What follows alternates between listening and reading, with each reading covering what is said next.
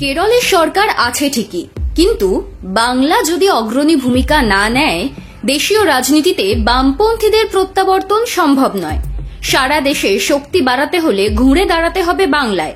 রাজ্য কমিটির দুদিনের বৈঠকে যোগ দিয়ে এমনই বলে গেলেন সিপিআইএম এর সর্বভারতীয় সম্পাদক এম.এ. বেবি। 2011 সালে বাংলায় ক্ষমতাচ্যুত হয়েছিল বামেরা, তারপর আর ফিরতে পারেনি। 2021 সালের বিধানসভা ভোট থেকে আবারও শূন্যতায় ভুগছে লাল ঝান্ডা।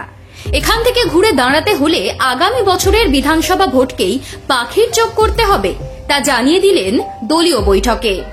দুটো ব্যাপারে বেবি জোর দিয়েছেন। এক, বিজেপি ও তৃণমূল কংগ্রেসের বিরুদ্ধে সব শক্তিকে একজোট করে নির্বাচনের প্রস্তুতি নিতে হবে সিপিআইএমকে। সেই সঙ্গে জনজীবনের নানান দাবি দাওয়াকে ফোকাস করতে হবে। আন্দোলনকে আরো জোরালো করে চাপ বাড়াতে হবে শাসকের উপর। দলের রাজ্য কমিটির বৈঠকে সিপিআইএম এর সাধারণ সম্পাদক এম.এ. বেবির স্পষ্ট কথা, গোটা দেশে বামপন্থীদের শক্তি বাড়াতে হলে বাংলায় বামেদের ঘুরে দাঁড়াতেই হবে। তার জন্য মানুষের কাছাকাছি থেকে আন্দোলনের ধার বাড়াতে হবে। বেবি বা দলের রাজ্য সম্পাদক মোহাম্মদ সেলিম কেউই অবশ্য তাঁদের বক্তব্যে সরাসরি কংগ্রেসের নাম করেননি। দুদিনের রাজ্য কমিটির বৈঠকে আগামী বিধানসভা নির্বাচনের জন্য সাংগঠনিক প্রস্তুতি নিয়েই আলোচনা হয়। বুথ স্তরে সংগঠনকে সাজানোর পাশাপাশি স্থানীয় প্রশ্নে ধারাবাহিক আন্দোলনের কথা এসেছে।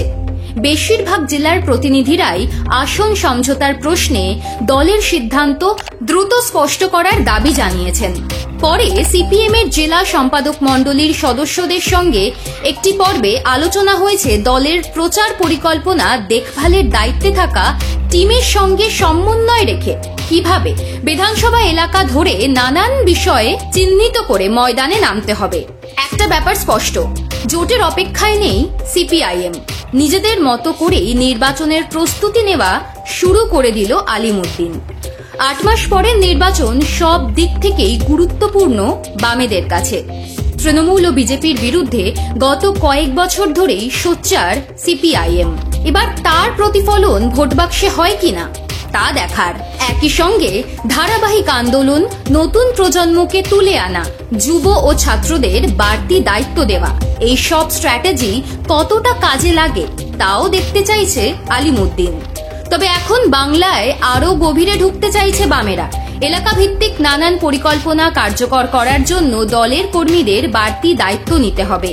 বুথ স্তরে সংগঠন গড়ে তোলা এবং দলের পরিকল্পনা বাস্তবায়িত করার জন্য মরিয়া হয়ে মাঠে নামা। দুদিনের বৈঠকে বিভিন্ন জেলার নেতাদের সেই বার্তা দেওয়া হয়েছে। বেবির উপস্থিতি দলের নেতা কর্মীদের আরো উজ্জীবিত করবে বলেই মনে করছেন বাংলার শীর্ষ নেতারা। এবারের বৈঠক থেকে রাজ্য কমিটিতে স্থায়ী আমন্ত্রিত সদস্য করা হয়েছে 6 জনকে। ডিওয়াইএফআই এর সর্বভারতীয় সাধারণ সম্পাদক হিমাঙ্গ রাজ ভট্টাচার্যকে স্থায়ী আমন্ত্রিত করা হয়েছে রাজ্য কমিটিতে। সংগঠনের রাজ্য সভাপতি অয়নাংশু সরকার, এসএফআই এর রাজ্য সম্পাদক ও রাজ্য সভাপতি দেবাঞ্জন দে ও প্রণয় কার্জিকেও অন্তর্ভুক্ত করা হয়েছে। কমিটিতে আনা হয়েছে আশা ছেত্রী ও ধ্রুবজ্যোতি চক্রবর্তীকে।